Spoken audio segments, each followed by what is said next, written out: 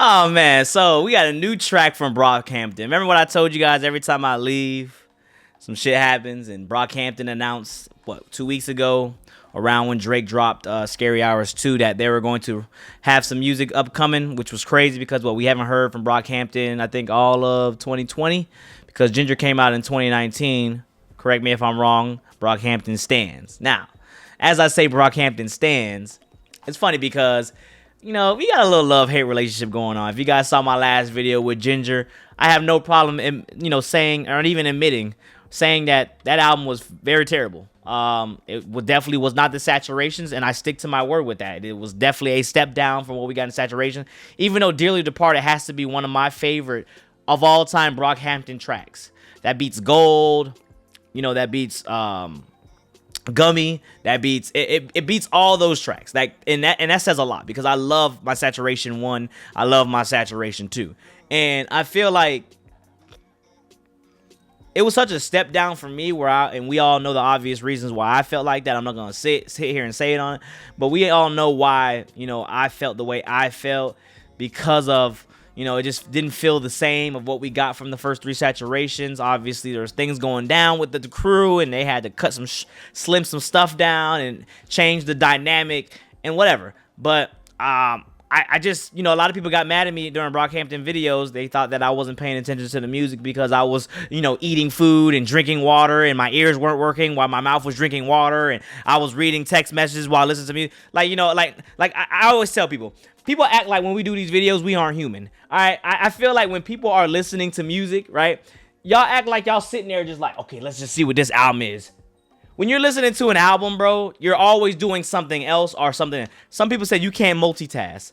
I think that has to be the most crazy shit I've ever heard in my life. All right, if I'm drinking some water, I can literally listen to the song. All right, it's the same shit. Anyways, I don't want to do too much talk about that, man. We got a new track, 11 trending on YouTube, featuring Daniel Brown. Now, I think this could be a great feature because Daniel Brown fits exactly what Brockhampton represents. That very eccentric, wild shit. That's definitely Danny Brown right there. So if this track is going to be spiced up, I feel like Daniel's the artist to spice it up, man. And I'm just going to listen to this. So, like always, man, Ben, ASMR, fucking talking too much, man. We got BUZZCUT featuring Daniel Brown and Brockhampton. Y'all ready?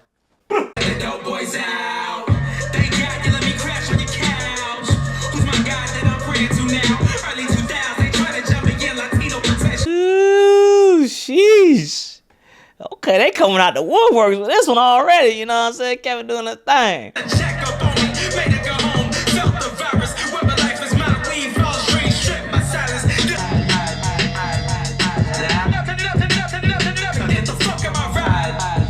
And remember when I told you about the eccentric part? Like I said, if they were going to do something crazy, Daniel Brown was going to be the perfect feature. And I feel like Danny about to come on this bitch. He about to eat this shit, Triple X style. He literally going to come and eat this shit.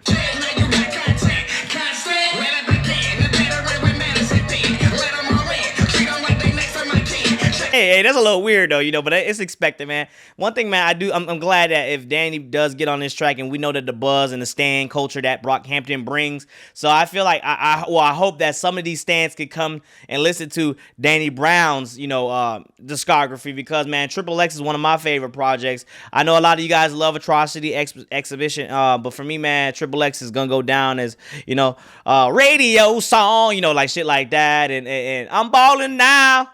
Yeah, bitch, I'm Kobe.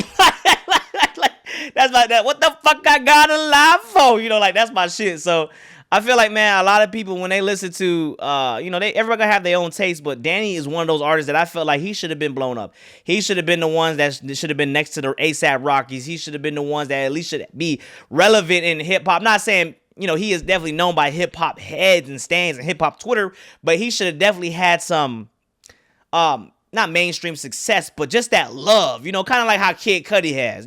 Kid Cudi may not be as mainstream and, as people, radio friendly or whatnot, at least in nowadays, but, at least he has that fan base and that cult to kind of just make him relevant and to keep his pockets full. That's how I feel like Danny Brown should be. Danny Brown should literally be one of the most popular artists out there. He shouldn't have to worry about anything. That's what I feel like. I feel like the ones that deserve it the most don't get the recognition they deserve. That's all I feel like. That's all I'm saying.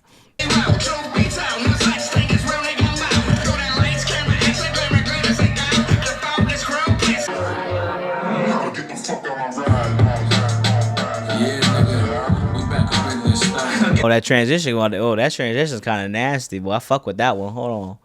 That's kind of nasty, though.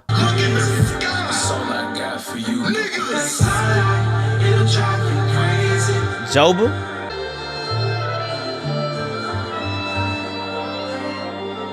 Oh, that's fire. All right, Brockhampton stands. First of all, don't be mad. See, you happy now? I was not on my phone. My ears were working perfectly. Same as my hands, my mouth, my dick. All right, it was all working perfectly. All right, I heard the song. I loved the song. Love the second half more than I love the first half, but doesn't matter. I love the song. I do love the transition. You guys know I'm more into that melodic shit. I definitely love when some sounds come together, some instrumentations come together. I love the saxophone, how it was playing. I love Joba. Remember back in the day when I didn't know the Brockhampton names, and I used to always, oh, that's Amir, oh, that's that's Merlin, oh, that's Joe, oh, that's Kevin. Like I used to get the names wrong. If you go and look at those saturation videos and go look at the comment section, it's kind of crazy because I felt like I knew the names and I was so right about it, but I was so wrong. But y'all know what I was talking about. But I just felt I love right there. I like how Merlin was doing the scream. It gave me that Kanye-esque feel, that Yeezus feel, getting the distorted sounds, as well as Joba is it Juba? Joba. We gonna call him Joba. That is what it is. All right, and I like how Joba was just kind of doing the vocals right there. He did look a little different, man. Definitely a little bit more hair on him now. Got the little Jesus look going. Merlin got a little, got the little wicks going now. I figured out who were we missing here. Dom. I don't think we got Dom on here at all, but we know how to. The Brockhampton group works. They are a boy band, and not all of them are going to be on a track for the most part. I do think that this could be definitely a cool new sound. They took a break off. A lot of people, including myself, felt like the Ginger project was a step down from what we got from the first Saturations. And honestly, I believe that the first Saturations were just too hyped. Deservedly so, but I feel like it was just too much hype going into those projects, and the fact that it got all that hype, a lot of expectations were at fucking atmospheric rates. People were they was hoping that shit to the moon. Like the next project had to be either Saturation 4 or as we all saw Ginger, it had to literally be the peak of peaks. And we all know what happens when expectations are high in music, especially in today's era. It's always going to be some kind of disappointment in some regards. I feel like when you get this project, this track right here with Danny Brown, and Danny Brown kind of giving that spicy flavor. Again, I'm glad that Danny Brown is gonna get even more exposure that he deserves, and I think that he was the perfect fit for this track. Brockhampton, it is great to see them as a return. I always say, man, no matter what you guys feel about music, the reason that these artists are great artists, or these artists are relevant in music, whether it be Cardi, whether it be Uzi, whether it be Brent Faiyaz, whether it be Brockhampton, whether it be Danny Brown, Kendrick Lamar, the names go, J. Cole. The thing is, man, the reason why these artists are so good is because they can always give you 1 to 2 tracks, right? They can always give you 1 to 2 tracks or even 3 tracks that the world is going to fuck with. The world. And I feel like if you can do that, if you can bring people together to like at least one of your tracks where there's a consensus of, hey, I fuck with this track is fire, we fuck with this, it is fire, we can't deny that, then I think you did a great job as an artist, because no matter what you say at the end of the day, music is going to be subjective. There's going to be tracks where you don't like, and there's going to be tracks where I don't like, and there's going to be tracks where I think there's more favored than others, and you're going to feel vice versa. So I think that when an artist, these artists that are top of the game, top of the food chain, can create music that everybody kind of resonates with in some way, shape, or form, or minute 1, minute 2, minute 3, then I feel like they did a great job, and they're doing what they're gonna do. Again, I said Ginger was not one of my favorite projects from Brockhampton. I did love Dearly Departed though. That was one of my favorite tracks from that joint, and they also had that other track that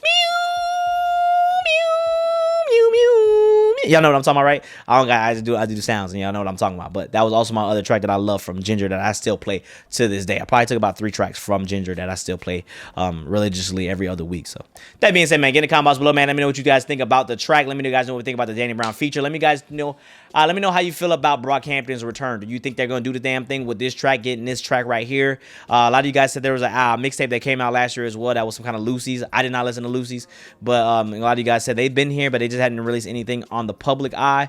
But how you guys feel about the music coming forward in 2021 with BUZZCUT now releasing and Brockhampton making their first appearance in 2021? How do you guys feel about what they're going to do this year? Get in the comments below. Let me know all that good stuff. Follow me on social media in here. Don't forget, 3,000 likes, man. We get new vinyl on the wall. And you know, I've been thinking about doing. I actually showed you guys on Twitter, on my main Twitter, if you guys didn't know. 3,000 likes, man. We'll do a best saturation album. And what I mean by that is I'm going to put all the saturations together and make it into one album. I actually had a list that I was doing 3 years ago that I was actually going to do, and I never actually did it. I scrapped that video, but I think I want to actually do that video. I want to bring it back. So 3,000 likes, man. We'll get that video up. New vinyls on the wall. As you guys can see 3 vinyls right here that I got putting up. But that being said, man, like always, been fucking talking too much. Till next time, we are out. Peace.